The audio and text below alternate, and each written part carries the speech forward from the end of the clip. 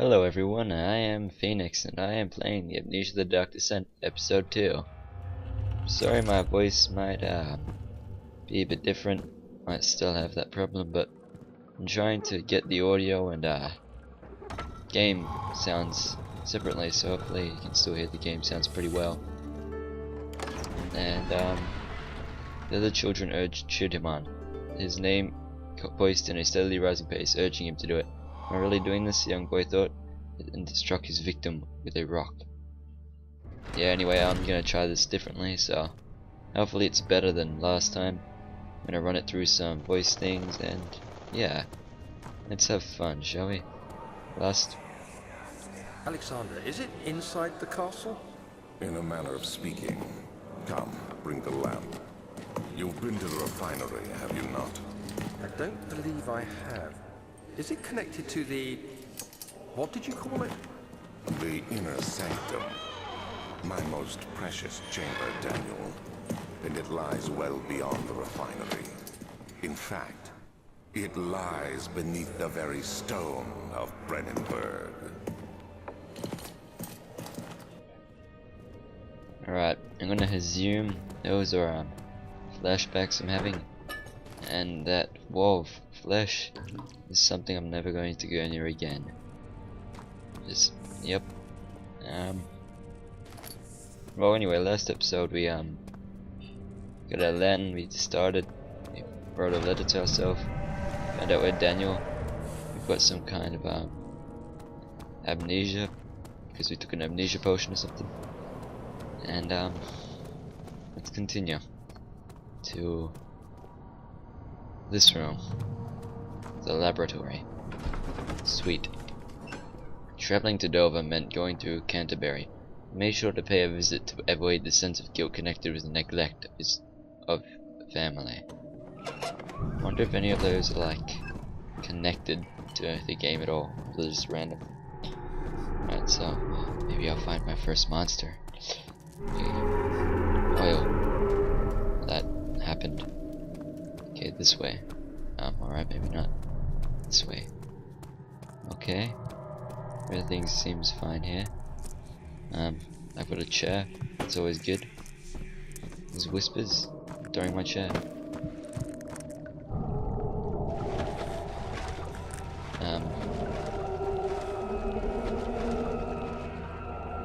Dropped a few rocks down there. Okay. Might need to use my lantern. I think my sanity's going down. Yeah, it's going down quite a bit, so I'll have my lantern to try and stop that from happening, because I have the light. Oh, another flashback. There should be more coop racks. Let me see. And one part aquaforce. Alright, that was a very interesting flashback. Oh, hello. One day I will return, if it wasn't for the thought of you. My love, I wouldn't be able to go on when I find myself doing terrible things. I take comfort in you. As long as I am able to think of you and long for a life together, I know I'm better than the others. I weep for them, they lost for power without restraint, where I only crave fair judgment and a safe return. Alright. I think that might be Alexander's things. Early alchemy experiment. This is my third attempt to produce artificial vitae. The former compounds lack the potency I need, but I sense I'm close. Calamine and orpiment are given, and the copyright brines them well. This time I will attempt aqua regia instead of aqua fortis, and hope it will produce a more even solution. The experiment was unsuccessful. The solution is highly acid and proves impractical to put to any use except as a detergent. Organic tissue reacts especially violently to the solution and should be handled with the greatest care. I might be able to use the recipe, but I'm losing hope that I will find an alchemic solution to my predicament. Alright, so I think I have to make something down here to burn through that organic tissue. Let's create a powerful acid here. So I'm gonna have to burn through that thing and make it here, I suppose. Another letter. The lack of a chimney to properly vent the fumes from my most recent experiments has taken its toll on many of my less stable ingredients in storage. Some seem unaffected, but many are stained by the fumes and will be difficult to salvage. I shall do what I can, move them to the wine cellar. Alright then. I saw you there. So we have to go to the wine cellar and find these chemicals. And we can break through. Interesting. We are doing good. And hopefully we can make some good progress this episode. See the monster. He fell to the kitchen floor. Tears were beginning to well in his eyes as he received his first kick in the stomach. Hazel remained hidden in the fear she too would be punished. Right, so I'll save you. Lady. I'm coming. That's blocked off. Locked off. Lady. I'm coming for you. Locked off. In the archives. A fragrant taste of rose lingered in his mouth. Turkish delights he sought, just like the ones at the consulate in Constantinople. Right, so we're saving this woman. Alright, this is a bad idea. Rare books. Alright, letter. Hello. 16th of May, 1839. The unflinching African sun has continued to plague our expedition, making it impossible to dig until dusk. How Professor Herbert managed to find the location in these vast plains of nothingness remains a mystery to me. When I asked him about the tomb again, he told me about the legend of Tin Hanan, the mother of us all. An interesting story in its own right, but I can't help feeling there's more. Later that evening, we uncovered a passage beneath the dunes leading to a sand-covered stone structure. The professor was confident it was the tomb we sought and ordered the others to clear the way late into the dark, cold night. Tomorrow, I shall lead the men into the ancient structure, hoping to reach the burial chamber. No matter what the professor is keeping from me, the dig should yield something interesting to take back to London and the British Museum. So is this guy British, and is that why he's going to the British Museum? Yeah, well, we are playing as the young man Daniel, and he is British. He is an archaeologist. That's good. He can make some money out of that. Go Indiana Jones on it. Okay, so obviously that was him talking, because it has the same voice as the note to self. And let's continue throughout this place and find this woman, eh? Tinderbox. I'm going insane. I have to hold my lantern out even if it's not that dark. Alright, the study. I think I just heard something. Is there anything in here? It's probably some kind of monster in this place. Spooky monster. It's gonna come for us. 17th of May, 1839. My hands tremble as I write. I feel a need to document my tribulation, for I fear that my memory will fail me if I linger. Today, I took some men and ventured into the dark, ancient passage we uncovered. Our torches burned faintly in the murky air as we slowly made our way underground. The men were superstitious and fearful. They argued loudly, and I felt their strange language getting to me. I mustered my strength and yelled at them to continue down the slopes and broken steps. The crudely carved passage confused me. It looked much older than the 4th century structure we had expected. The twisting path emerged into a great antechamber. The walls were lined with statues unlike any I'd ever seen. Despite their unearthly quality, I felt a strange familiarity toward them, which haunts me still.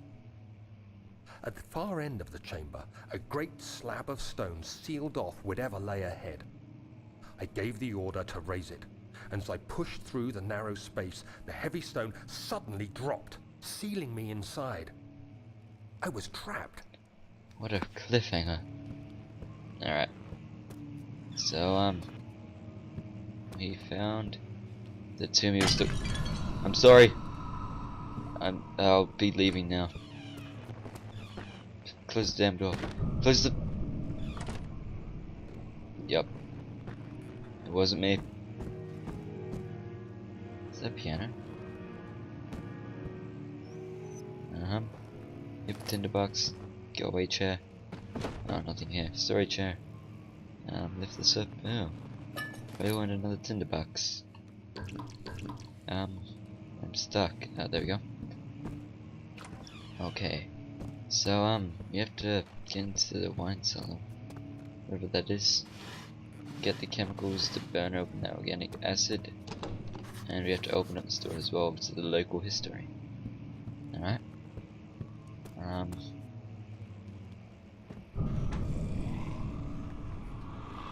Yep, I didn't imagine that there's something here. Okay, let's just run this way.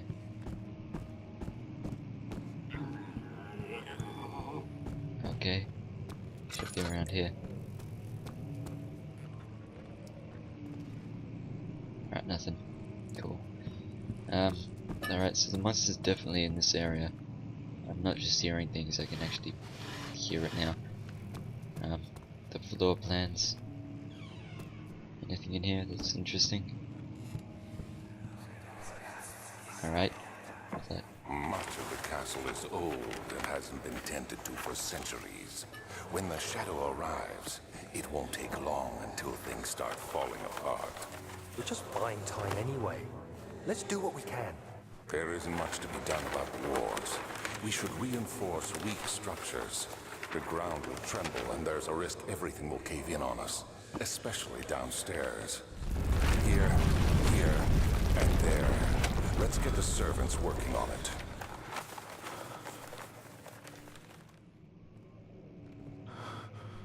So behind me just caved in by the looks of it. And I have to go into the local history somehow. That is breakable but not by hands. And I don't think a chemistry pot can do that. Next. Oh, alright. Letter, what are you doing, bro? Oh god. 17th of May, 1839. After pounding the unforgiving stone wall for what seemed like an eternity, I realized it was hopeless. I was trapped. I fell to the ground, gasping for air, trying to focus. That's when I saw a faint blue shimmer. My weakened body was heavy to carry, but I managed to push myself toward the enchanting light. It was waiting for me. Enclosed in dark nothingness, I felt myself drawn to the mystic light.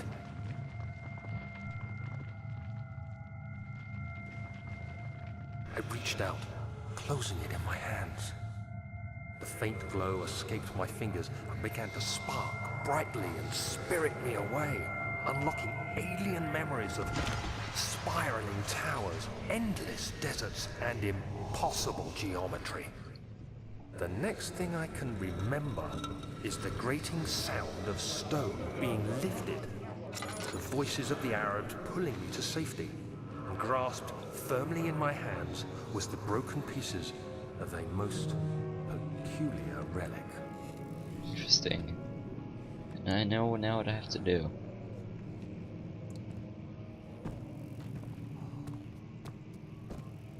I'm a genius. Well.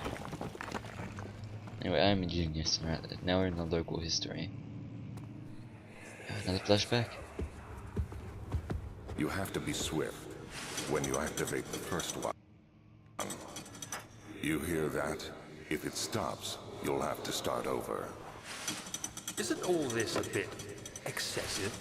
You can never be too careful, Daniel.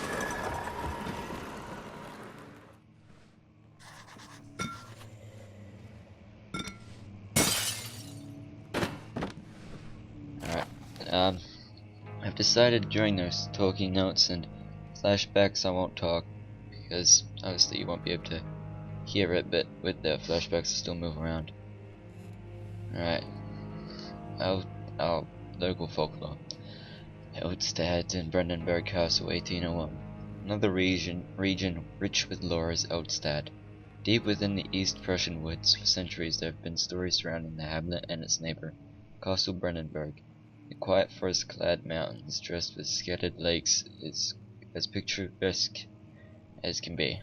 Albeit the area is haunted by the dark. Ask any local and you'll hear proof of the widespread superstition. All travelers should indulge themselves in such conversations, since it will certainly serve as exciting entertainment. All of them have their own twists on their tales. There are some motifs that keep reappearing. The Gatherers. The story reaches all the way back to the time of the 30 Years' War.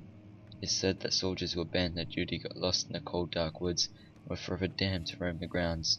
Their bodies wrought by the tainted souls have left them disfigured and empty of essence. They have sighed them over the years and described them as horrid revenants. They move silently through the woods, shying away from any beholder. They are called gatherers as they seem to follow some ambition to steal living creatures. It is their prey which can be heard struggling inside damp burlap sacks dragged behind them, and which reveals their presence. What dark schemes they follow. A visit undone. Heinrich Cornelis Agrippa, the well-known erudite, visited Altstadt at the start of the 16th century, resided in the local inn for a fortnight as he looked at the remnants of kingdoms past. During his stay, all the prominent members of society paid notice, and he was mentioned in many records of the time. One day he went to investigate a burrow in the northwestern glades, only to never be seen again. Heinrich is known to have passed away in Grenelle Pool some 10 years later. He dismissed the notion of ever visiting Eldstad, which makes you wonder what really happened. Who was the mysterious man who visited the sleepy hamlet in the woods, and what happened to him? The Immortal Baron. The Baron of Brandenburg lives a reclusive life with his family at his castle nearby. Eldstad, unlike most of those of noble birth, rumors are inherited alongside the title. Researching the history reveals little before this castle was consumed by fire in the late 16th century. It was rebuilt by Alexander, a nobleman from the Rhinelands claiming the role as protector of the Prussian state. Alexander helped the region to flourish and remain popular throughout his presumed lifetime. The family has always been secretive when it comes to lineage and heritage. Therefore, the birth and death of Alexander and his offspring has never been fully recorded. This has fed the idea that the Baron is in fact the same one who came from the west over 300 years ago, lived through the time of occupation, and joined the coveted Order of the Black Eagle, along with the great leaders of this country. Gets you thinking, doesn't it? Anyway, thank you for watching. This episode I'm gonna see, hopefully this will all be good, I can fix this, and then more the voice, and then we'll see what happens next episode. And I hope you enjoyed it, and leave a like if you did, subscribe if you want, and I'll see you in the next episode. If you have anything you'd like to suggest, then please do that, and goodbye.